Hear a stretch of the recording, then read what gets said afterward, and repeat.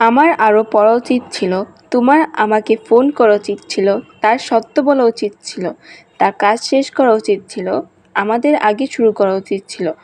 এই বাক্যগুলো আমরা কিন্তু অনেকেই ইংরেজি করতে পারি না। তো চলুন আমরা একটা স্ট্রাকচার ফলো করে এরকম শত শত অনেকগুলো বাক্য তৈরি করব। তো স্ট্রাকচারটি হলো সাবজেক্ট প্লাস শুড হ্যাভ হচ্ছে উচিত ছিল বোঝাতে, প্লাস ভার্বের 3 ফর্ম অথবা পাস্ট পার্টিসিপল ফর্ম, প্লাস যদি অবজেক্ট থাকে তাহলে অবজেক্টই হবে। আমার আরও পড়া উচিত ছিল, I should have studied more. তোমার আমাকে ফোন করা উচিত ছিল, you should have called me. তার সত্য বলা উচিত ছিল, he should have told the truth.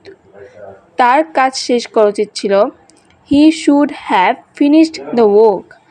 আমাদের আগে শুরু করা উচিত ছিল, we should have started earlier.